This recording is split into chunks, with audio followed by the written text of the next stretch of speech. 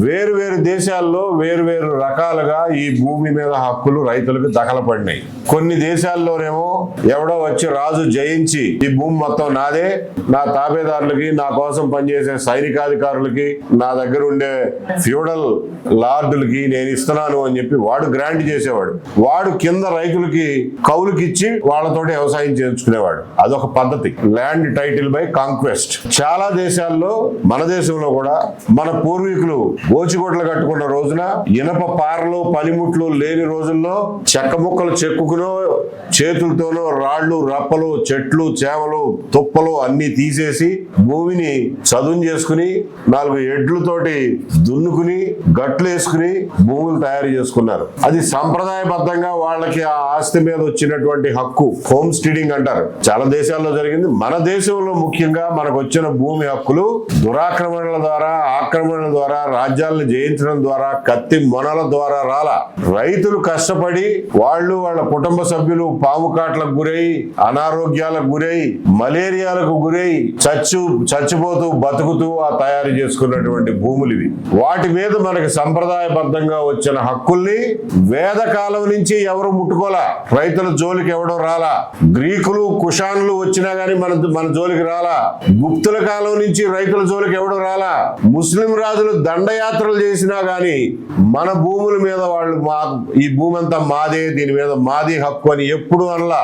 రైతు భూమి రైతుదే, వ్యవసాయం చేసుకునే హక్కు వాడిదే, వంశపారంపర్యంగా తన కొడుకులకి కూతుళ్ళకి ఎవరికి ఇచ్చుకుంటాడో వాడిదే, అమ్ముకునే హక్కు వాడిదే, తాకట్టు పెట్టుకునే హక్కు వాడిదే. కాకపోతే శిస్తు కట్టండి, సంవత్సరానికి ఇంత శిస్తు కట్టండి అని చెప్పి అందరి దగ్గర శిస్తు కట్టించుకునేవాళ్ళు. ఆ శిస్తు కట్టడం కోసం, ఎవరి దగ్గర ఎంత శిస్తు వసూలు చేయడం తెలియటం కోసం ఇదిగో ఈ చెక్క 4 అంకణాలు అంటారో, 4 ఎకరాలు అంటారో, రకరకాల విస్తీర్ణం యూనిట్లలో ఫలానా రైతుది అని చెప్పి అప్పుడు వచ్చి రాని కాగితాలు లేవు, ప్రింటింగ్ లేదు. ఆ రోజుల్లో చెక్క ముక్కల మీద రాసేవాళ్ళు, ఏమి రాసేవాళ్ళు, లేకపోతే గ్రామంలో అందరూ ఇది పుల్లయ్యదేనవయా మేము ఎవరు కాదంటలేదు అని చెప్పి అందరూ ఒప్పుకున్న పరిస్థితుల్లో రైతుల హక్కులు పరిరక్షించబడినాయి. ముస్లిం దండయాత్రల తర్వాత కూడా ఇంగ్లీష్ వాళ్ళు వచ్చిన తర్వాత వాళ్ళేమి ఈ దేశంలో ఉన్న భూమి మొత్తం మాదే, దీని మీద సర్వ హక్కులు మావే, టైటిల్ మాదే, పట్టా మాదే అని ఎప్పుడు అనలా. వాళ్ళు ఇన్ఫాక్ట్ జమీందారుల కింద, పాలెగారుల కింద లెక్కలు లేకుండా ఉన్నటువంటి భూముల్ని వెంకటగిరి, నూజివీడు, పెద్దాపురం, విజయనగరం, కపిలేశ్వరపురం, చల్లపల్లి లాంటి జమీందారీలు తప్పించి మిగిలిన రాష్ట్రం మొత్తం ఏ రైతు చేతిలో అయితే ఆ భూమి ఉందో ఆ రైతు పేరు మీద రైతు వారి సెటిల్మెంట్ అని చెప్పి మన్రో టైంలో సెటిల్మెంట్ చేసి ఆర్ఎస్ఆర్ అని చెప్పి, ఆర్ఎస్ అని ముందు, తర్వాత రీసెటిల్మెంట్ రిజిస్టర్ అని చెప్పి 1907-8 ప్రాంతాల్లో అప్పట్లో ఉన్న ప్రింటింగ్ టెక్నాలజీతోనే ముద్రలేసి మరీ గ్రామాన పంచారు. ఇదిగో ఇది సుబ్బారెడ్డి గారి భూమి, ఇన్ని ఎకరాలు, దీనికి ఎఫ్ఎంబి ఇది, దీనికి కొలతలు ఇవి, ఉత్తరాన ఇంత కొలత, దక్షిణాన్ని ఇంత కొలత అని చెప్పి మన చేతికి అప్పచెప్పి పోయారు ఇంగ్లీష్ వాళ్ళు కూడా రైతుల హక్కులు ఏనాడు కాలరాయిలా, శిస్తు వసూలు చేసుకున్నారంతే.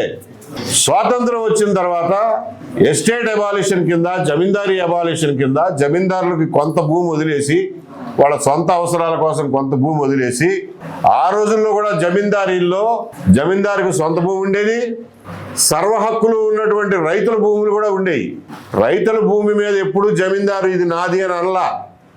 తన భూమి ఎవరన్నా తన దగ్గర పనిచేసే జీతగాళ్లకో, ఇంట్లో పనిచేసే దివాణంలో పనిచేసే వాళ్ళకో, గుర్రాలను మేపేవాడికో, రథం తోలేవాడికో, లేదా ఏదైనా యుద్ధం చేసేవాడికో వాళ్ళకి 4 ఎకరాలు, తలా 4 ఎకరాలు పంచిపెట్టారే తప్ప రైతుల భూమిని ఏనాడు జమీందారులు ముట్టుకోలా. వాళ్ళ భూములు ఏనాములుగా ఇచ్చారు. ఎస్టేట్ అబాలిషన్ యాక్ట్ అప్పుడు జమీందారుల దగ్గర ఉన్నటువంటి అదనపు భూమి, ఎక్సెస్ భూమి ఏదైతే ఉందో అదంతా గవర్నమెంట్ తీసుకుని జమీందారులకు కొంత భూమి వదిలిపెట్టి వాళ్ళ వారసులు ఎంతమంది ఉన్నారో వాళ్ళ చూసి తలా కాస్త ఇచ్చి, జమీందారులు ఏనాముగా ఇచ్చిన భూమికి కూడా పట్టాలిచ్చి 1954లో ఒకసారి పూర్తి స్థాయిలో సర్వే చేసి మరి అందరికీ భూములు అప్పచెప్పారు. అప్పటికే రాష్ట్రంలో రకరకాల జిల్లాల్లో ఇంకా ప్రభుత్వం కింద ఏడబ్ల్యూడి భూమని, పోరంబోకు భూములని, కంచి భూములని అడవిని వదిలేస్తే అడవి భూములు ఎవరు ముట్టుకోలా, కంచి భూములని, కామన్ ల్యాండ్స్ అని ఇట్లాంటి చాలా కొంచెం అప్పటి వరకు వ్యవసాయం చేయనటువంటి మెట్ట భూములు, ఎవరికి చెందనటువంటి కంచెలు తుప్పలు ఉంటే భూమి లేని పేదలకి పంచిపెట్టారు. పంచిపెట్టినప్పుడు 1960లోనూ అప్పుడు సెటిల్మెంట్ ఆఫీసర్లు ఉండేవాళ్ళు. వాళ్ళు సెటిల్మెంట్ చేసి ఇదిగోనండి సుబ్బారెడ్డి గారు, ఈ 4 ఎకరాల భూమి ప్రభుత్వం మీకు సెటిల్ చేసి ఇస్తుంది, దీని మీద ఇక నుంచి సర్వ హక్కులు మీవే అని చెప్పి సరిహద్దులతో సహా వాళ్ళకి పట్టాలు ఇచ్చారు. ఇట్లా పట్టాలు తీసుకున్న భూములు కొన్ని లక్షల ఎకరాలు ఉన్నాయి. పేదలకు పంచిపెట్టినాయి. కానీ అప్పటికే ప్రభుత్వానికి తెలియకుండా తరతరాలుగా వ్యవసాయం చేసుకుంటూ, హక్కు లేకపోయినా కానీ వ్యవసాయం చేసుకుంటూ ఉన్న వాళ్ళకి దున్నేవాడిదే భూమి అన్న నినాదంతో వాళ్ళకి కూడా పట్టాలు ఇచ్చి వాళ్ళకి హక్కులు కల్పించారు. దానికి తర్వాత 1971 నుంచి పాస్బుక్లు, అడంగళ్ళు, 1Bలు అన్నీ వచ్చినాయి. బ్యాంకుల్లో పెట్టుకునే వాళ్ళం, రైతు కార్డులు తీసుకున్నాం, కిసాన్ కార్డులు తీసుకున్నాం, అప్పులు తెచ్చుకున్నాం, తీర్చాం, మళ్ళా తెచ్చుకున్నాం, అమ్ముకున్నాం, పిల్లలకి కట్నాలుగా ఇచ్చాం, పిల్లలకి రాసి ఇచ్చాం, తాకట్లు పెట్టుకున్నాం. ఇవన్నీ చేసుకుంటున్నటువంటి భూముల్ని 2010 సంవత్సరాల్లో ఏ పాలకులు, ఏ ప్రభుత్వం ముట్టుకోనటువంటి నా ఆస్తి హక్కుని 2000 సంవత్సరం, ముఖ్యంగా 2010 సంవత్సరం నుంచి ఈ ప్రభుత్వాలు చెరబట్టడం మొదలెట్టినాయి. 2012లో నాగార్జున రెడ్డి గారు ఇచ్చినటువంటి జడ్జిమెంట్ ఒకటి అడ్డం పెట్టుకుని అప్పటి వరకు ఎక్కడా లేనటువంటి ఈనాం భూముల్ని దేవాదాయ భూముల కింద దేవాదాయ శాఖ వాళ్ళు వాళ్ళ పద్దుల్లో రాసేసుకుని వాళ్ళ పద్దులు సబ్ రిజిస్ట్రార్కి పంపించాడు. ఆయన మొత్తం లిస్టు పెట్టుకుని మనం వెళ్ళి అమ్ముకుంటున్నామండి అంటే రిజిస్టర్ చేయడానికి వీల్లేదు పొమ్మడిపోయాడు. అలాగే 2017, 16, 17 నుంచి మీ భూముల్ని కంప్యూటర్లో ఎక్కిస్తాము అని చెప్పి ఆ పేరు మీద కొన్ని లక్షల ఎకరాల రైతుల భూముల్ని ప్రభుత్వ భూమిగా ఒక్క రాత్రికి రాత్రి ప్రభుత్వ భూములుగా చూపించి 22Aలో సబ్ రిజిస్ట్రార్ ఆఫీస్కి పంపిస్తే ఆ రోజు నుంచి ఈ రోజు వరకు దిక్కు తెలియకుండా మనం ఇవాళ తిరుగుతా ఉన్నాం. సీతాదేవి భూమి నుంచి పుట్టిందంటారు. ఏ రకంగా అయితే సీతాదేవిని భిక్షాటన పేరుతో రావణుడు వచ్చి ఎత్తుకుపోయాడో, మీ భూముల్ని కంప్యూటరీకరిస్తామన్న మిషతో ఈ రావణులు వచ్చి మన సీతాదేవిని ఇలాంటి మన భూముల్ని తీసుకెళ్లి 22A అనే లంకలో కూర్చోబెట్టారు. ఈ రోజున ఆ లంకలో బందీగా ఉన్నటువంటి సీతాదేవిని భూమిని ఇడిపించుకోవాల్సిన బాధ్యత మంది.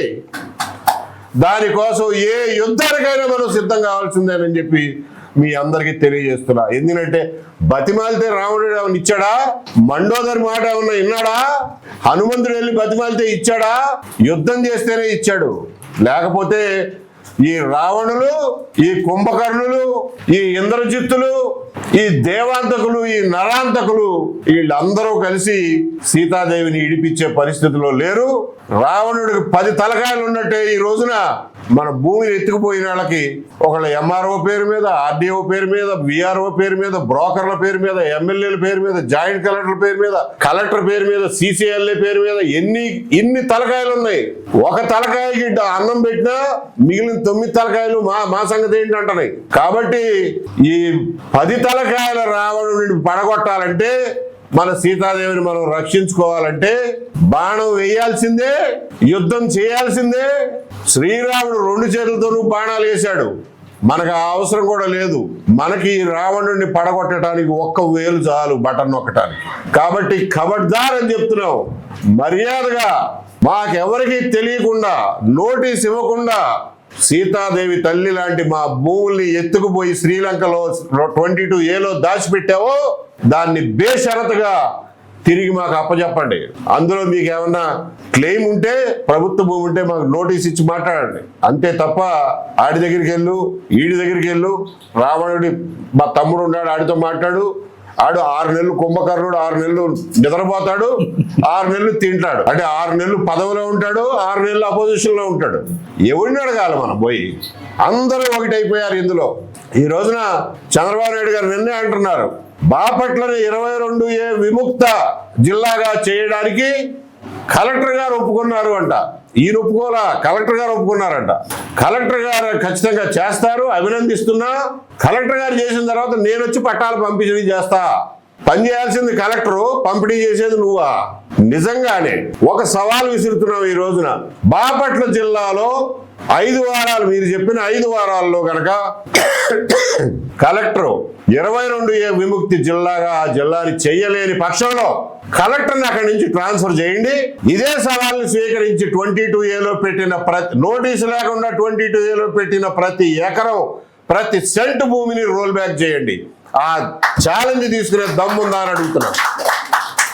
చంద్రబాబు నాయుడు గారిని ఈ ఛాలెంజ్ తీసుకోమనండి. ఆయనే చెప్పారు కదా, ప్రతి కలెక్టర్ల సమావేశంలోనూ ఇది ఒక తమాషా అయిపోయింది.